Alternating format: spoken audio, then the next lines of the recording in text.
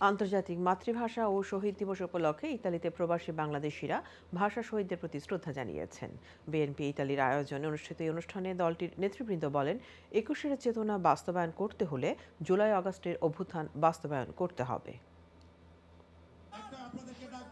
বাংলাদেশের সঙ্গে সময়ের মিল রেখে ইতালিতেও আন্তর্জাতিক মাতৃভাষা দিবসে পিয়াসা পিরাতোর পার্কে অস্থায়ী শহীদ মিনারে শ্রদ্ধা নিবেদনের আয়োজন করেন ইতালি বিএনপি, যার সার্বিক সহযোগিতায় ছিল রোম মহানগর বিএনপি। ইতালি বিএনপি নেতারা শ্রদ্ধা জানানোর পর সেখানে একে একে অন্য প্রবাসীরাও ভাষা শহীদদের প্রতি ফুলের শ্রদ্ধা জানান। এই সময় বিএনপি নেতারা বলেন, একুশের চেতনার সঙ্গে যুক্ত গণতন্ত্র প্রতিষ্ঠার চেতনা। এখন এই চেতনা বাস্তবায়ন করতে হলে জুলাই আগস্টের অভ্যুত্থান বাস্তবায়ন করতে হবে। পৃথিবীর মধ্যে যারা আমরা বুক উঁচু গলায় উঁচু করে বলতে পারি যে আমরাই সেই জাতি, যেই জাতি আমরা এই ভাষার জন্য আমরা প্রাণ দিয়েছি। আমরা এই গণতন্ত্র, সুশাসন এবং এইসবকে নিয়েই আমরা চাই আগামী দিনে বাংলাদেশ জাতীয়তাবাদী দল বিএনপি সরকার গঠন করবে।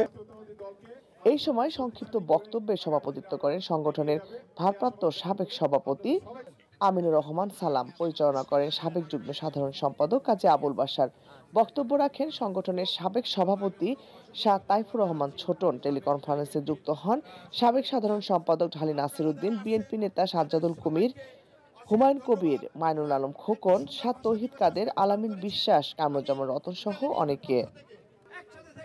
এই সময় নেতৃবৃন্দরা দাবি করেন, আগামী প্রজন্মকে ভাষা শেখানোর জন্য বেশি বেশি স্কুল প্রতিষ্ঠা এবং বিদেশে বাংলাদেশি অধ্যুষিত এলাকায় স্থায়ী শহীদ মিনার নির্মাণের ভাষাকে যাতে আমরা সারা পৃথিবীতে বাংলা যে একটা আন্তর্জাতিক ভাষা, এই ভাষাকে বিস্তৃত করার জন্য নতুন জেনারেশনকে ভালো করে বাংলা ভাষা শিখা এবং চেতনা উদ্বুদ্ধ হতে আহ্বান জানাচ্ছি। আসলে আমাদের প্রত্যেকটা এরিয়াতে শহীদ মিনার দরকার এবং জাতীয় শহীদ মিনার দরকার, যেন আমাদের বাচ্চারা শহীদ মিনারে ফুল দিতে পারে এবং 21শে ফেব্রুয়ারি মাতৃভাষা দিবসটা ওরা বুঝতে পারে যে মাতৃভাষা দিবসটা কি।